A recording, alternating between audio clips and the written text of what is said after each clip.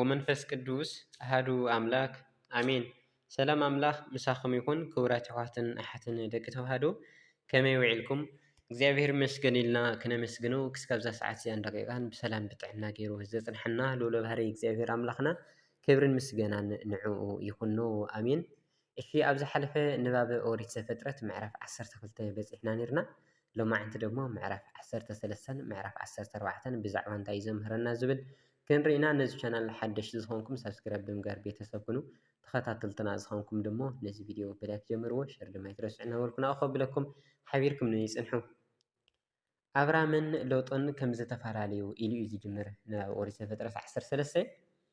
ኣብራም ከዓ ምስ ሰበይቱን ምስ ኩሉ ጥሩይቱን ካብ ግብፂ ወፂኡ ናብ ነጌብ ከደ። ሎጥ እውን ምስኡ ከደ። ኣብራም ከዓ ብከብትን ብብሩርን ብወርቅን የመና ሃፍታም ነበረ።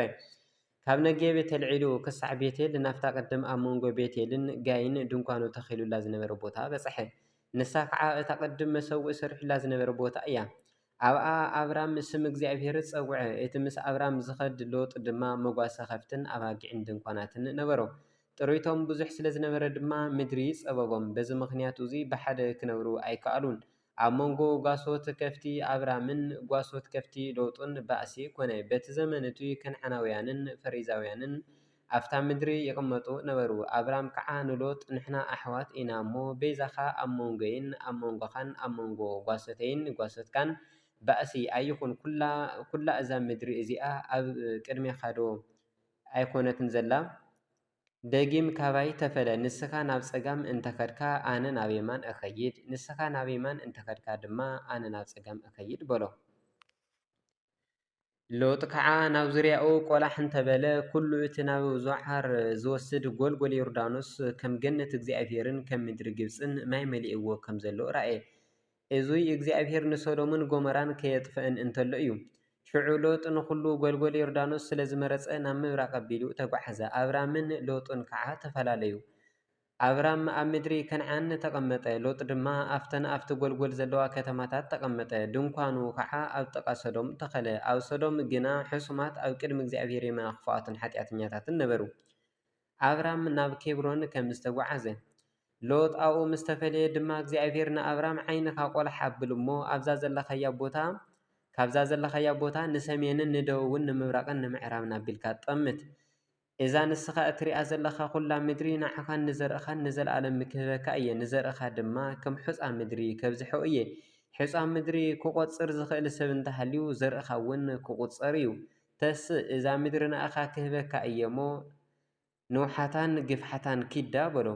ኣብራም ድማ ድንኳኑ ኣልዒሉ ናፍቲ ኣብ ኬብሮን ዘለዎ ዓበይቲ ኣእዋም መምሬ መፂኡ ተቐመጠ። ኣብኡ ድማ ንእግዚኣብሔር መሰውኢ ሰረሐ ይብለና። ተወሳኺ ንባብ ዘፍጥረት ምዕራፍ 14 ድማ ኣብራም ንሎጥ ከም ዘድሓኖ ኢሉ እዩ ዝጅምር። በቲ ዘመንቱ ኣሙራፌል ንጉስ ሰናኦር፣ ኣርዮክ ንጉስ ኣላሳር፣ ኮሎዶጎምር ንጉስ ኤላም፣ ቲድዓል ድማ ንጉስ ጎይም፣ ምስ ባላ ንጉስ ሰዶም፣ ምስ ብርሳ ንጉስ ገሞራ፣ ምስ ሰነዓር ንጉስ ኣዳማ፣ ምስ ሰሜበር ንጉስ ሰቦይም፣ ምስ ንጉስ ቤላ ንሳ ከዓ ዞዓር ውግእ ገጠሙ። እዚኣቶም ኩላቶም ናብቲ ጎልጎል ሲዲም ተባሂሉ ዝፅዋዕ ባሕሪ ጨው ተኣከቡ። ንኮሎዶጎምር 12 ዓመት ገዚኦምዎ ነበሩ። ኣብ መበል 13 ዓመት ድማ ዓመፁ። ኣብ መበል 14 ዓመት ድማ ኮሎዶጎመርን እቶም ምስኡ ዝነበሩ ነገስታትን ሓቢሮም መፂኦም ንራፍውያን ኣብ ኣስጣሮት፣ ቃርናይም፣ ንዙዛውያን፣ ኣብሃም ኒኤሚማውያን ኣብ ጎልጎል፣ ቃርያታይም፣ ንሁራውያን ኣብ ኮረብታ ሴይር ክሳዕታ ኣብ ጫፍ ምድሪ በዳ ዘላ ኤልፍራን ሰዓርዎም። ተመሊሶም ድማ ናፍቲ ዓይን ሚስፓጥ እትበሃል ቃዴስ መፁ። ንኩላ ምድሪ ኣማሌቃውያንን ነቶም ኣብ ሓሴቦን ታማር ዝነበሩ ኣሞራውያንን ከዓ ሰዓርዎም። ሽዑ ንጉስ ሰዶምን ንጉስ ጎሞራን ንጉስ ኣዳማን ንጉስ ሰቦይምን ንጉስ ናይታ ዞዓር እትበሃል ቤላን ወፂኦም ምስ ኮሎዶጎመር ንጉስ ኤላምን፣ ቲድዓል ንጉስ ጎይምን፣ ኣምራፌል ንጉስ ሰናዖርን፣ ኣርዮክ ንጉስ ኤላሳርን 4 ነገስታት ምስቶም 5 ነገስታት ክዋጉ ኣብ ጎልጎል ሲዲም ተሰለፉ። እቲ ኣብ ጎልጎል ሲዲም ዝርከብ ጎዳጉዲ ድማ ቅጥራን መሊኡ ነበረ። ነገስታት ሶዶምን ጎሞራን ክሃድሙ እንተለዉ ከዓ ኣብኡ ወደቑ። እቶም ዝተረፉ ነገስታት ድማ ናብቲ ጎቦታት ሃደሙ። እቶም 4 ነገስታት ከዓ ናይ ሶዶምን ጎሞራን ኩሉ ገንዘብን ኩሉ ዝብላዕን ዘሚቶም ከዱ። ሎጥ ወዲ ሓውን ኣብራም ድማ ኣብ ሶዶም ይነብር ስለ ዝነበረ ምስ ጥሪቱ ማሪኾም ወሰድዎ። ካብኡ ዘምለጠ ሓደ ሰብ ናብቲ እብራዊ ኣብራም መጺኡ ነቲ ዝኾነ ነገሮ። ኣብራም ድማ ኣብቲ ዓበይቲ ኣእዋም መምሬ እቲ ኣሞራዊ ሓው ኤሽኮልን ሓው ኣውናንን ይቕመጥ ነበረ። ንሳቶም ከዓ ምስ ኣብራም ኪዳን ተኣታትዮም ነበሩ። ኣብራም ድማ ሓው ከም ዝተማረኸ ምስ ሰምዐ 318 ኣብ ገዝኡ ዝተወለዱ ፍቱናት ሰባት ኣዕጢቑ ክሳዕ ዳን ደድሕሪኣቶም ሰዓበ። ንሱን ኣገልገልቱን ተመቃቂሎም ከዓ ብለይቲ ወቅዕዎም። ክሳዕ ሆባ ሰሜን ደማስቆ ድማ ኣሳገግዎም። ነቲ ኩሉ ጥሪት ከዓ ኣምለሶ። ንሎጥ ሓውን ጥሪቱን ከምኡ ከዓ ነተን ኣነስትን ነቲ ህዝብን ኣምለሰ። መልከ ጼዴቅ ንኣብራም ከም ዝባረኾ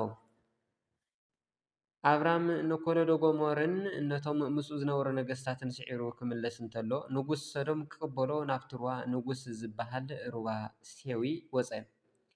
እቲ ካህን ልዑል እግዚአብሔር ዝኾነ መልከ ጼዴቅ ንጉስ ሳሌም ድማ እንጀራን ወይንን ኣምፀአ። ንሱ ድማ ንኣብራም ሰማይን ምድርን ዝፈጠረ ልዑል እግዚአብሔር ይባረኽካ፣ እቲ ጸላእትኻ ኣብ ኢድካ ኣሕሊፉ ዝሃበካ ልዑል እግዚአብሔር ከዓ ብሩኽ ይኹን እናበለ ባረኾ። ኣብራም ድማ ካብ ኩሉ ኣስራት ሃቦ። ንጉስ ሶዶም ከዓ ንኣብራም ነቶም ሰባት ሃበኒ፣ ነቲ ጥሪት ግና ንኣኻው ሰዶ በሎ። ኣብራም ድማ ንንጉስ ሶዶም ናብ ስም እቲ ሰማይን ምድርን ዝፈጠረ ልዑል እግዚአብሔር ኢደይ ኣልዒለ ኣለኹ። ንኣብራም ኣነ ኣሃፍተምክዎ ከይትብልስ ፈትሊ ኮነ ስራሕ ኣሳእን ካብ ናትካ ሓንቲ እኳ ኣይወስድን እየ። እንትርፊ እቶም ኣጋውፅ ዝበልዕዎ ንባዕለይ ሓንቲ እኳ ኣይወስድን እየ። እቶም ምሳይ ዝኸዱ ሰባት ኣውናን ኤስኮድን መምሬን ግና ግድኦም ይውሰዱ በሎ ይብለና። ተወሳኺ ንባብ ኦሪት ዘፍጥረት ምዕራፍ 15 ይቕጽል። ወስብሐት ለእግዚአብሔር ልዑል ወለወላዲቱ ድንግል ወለመስቀሉ ክቡር አሜን። አድኃኖሙ ለአና